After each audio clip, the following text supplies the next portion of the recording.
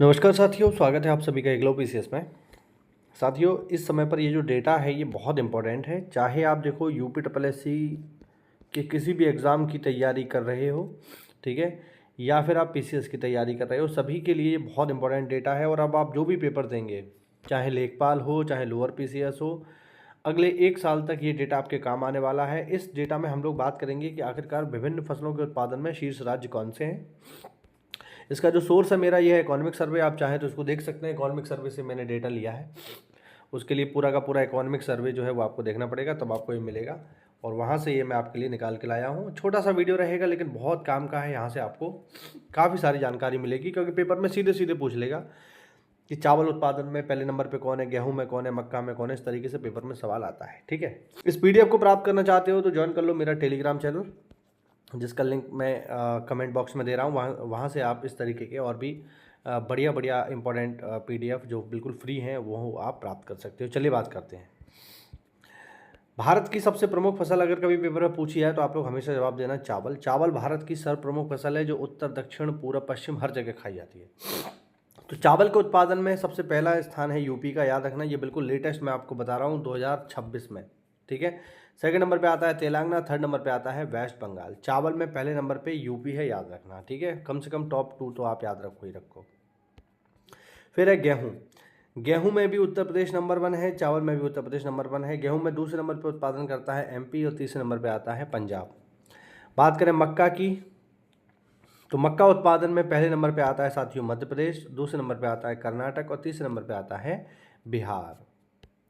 फिर है हमारे पास मूंगफली।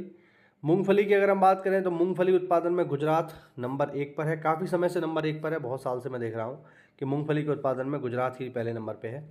फिर आता है राजस्थान और फिर आता है एमपी, याद रखिएगा।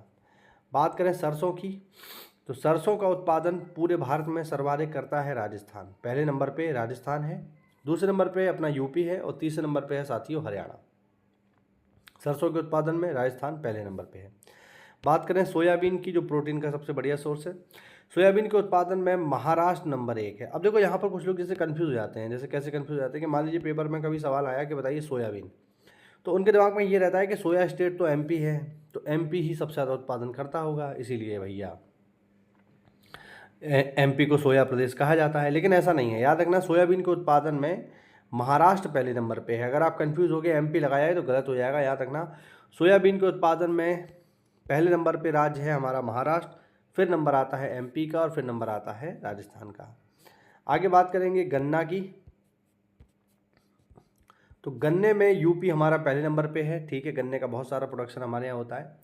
और फिर आता है कौन सा, दूसरा स्टेट है हमारे पास महाराष्ट्र। महाराष्ट्र गन्ने के उत्पादन में दूसरा सबसे बड़ा राज्य है, याद रखना।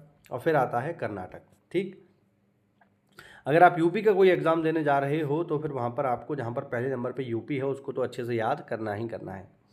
आगे बात करेंगे कपास की, तो कपास के प्रोडक्शन में महाराष्ट्र अभी नंबर 1 पे है, ठीक है। एक समय में बंगाल हुआ करता था बट अब ऐसा नहीं है।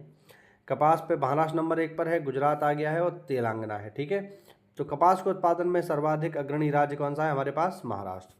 आगे बात करते हैं जूट की, तो देखो जूट में तो एक छत्र राज्य हमेशा वेस्ट बंगाल का ही रहा है, वेस्ट बंगाल ही रहेगा। बहुत लंबे समय से वेस्ट बंगाल इस क्षेत्र में नंबर 1 पर है।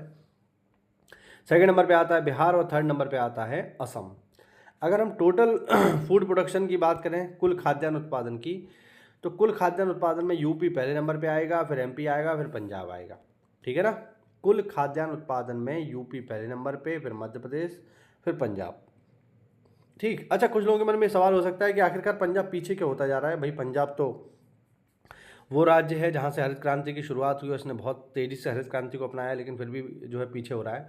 उसका कारण है कि सरकार जो है अब बहुफसली नीति को बढ़ावा दे रही है। सरकार ये चाहती है कि लोग गेहूं और चावल के उत्पादन से थोड़ा बाहर निकलें और भी जो कृषि हैं उनको अपनाएं। तो इस वजह से पंजाब जो है अब अन्य जो खेतियाँ हैं उनकी तरफ ध्यान दे रहा है, ना कि इन्हीं की तरफ ध्यान दे रहा है कि गेहूँ चावल ही उगाते रहो, ठीक है, याद रखना। और टोटल अगर हम बात करें कि कितना उत्पादन हुआ है खाद्यान्न का, तो ये है 357.73 मिलियन टन, याद रखना, ठीक है। ये लिखा भी हुआ है यहाँ पे, एमटी मतलब मिलियन टन। दलहन की बात करेंगे, दलहन मतलब दाल वाली फसलें, तो टोटल दाल वाली फसलों में नंबर 1 पर है एमपी, सेकंड नंबर पे आता है महाराष्ट्र, थर्ड नंबर पे आता है राजस्थान। कुल तिलहन की बात करेंगे, तिलहन मतलब तेल वाली फसलें जिनसे तेल मिलता है हमें, ठीक है। उनमें पहले नंबर पे है राजस्थान, दूसरे नंबर पे है एमपी और तीसरे नंबर पे है महाराष्ट्र। और लास्ट पॉइंट इसमें देखें हम लोग तो कुल मोटा अनाज की अगर हम बात करें तो मोटा अनाज का सबसे ज़्यादा उत्पादन, देखो मोटा अनाज मतलब ज्वार, बाजरा, ठीक है, ये सब मोटे अनाज है, रागी।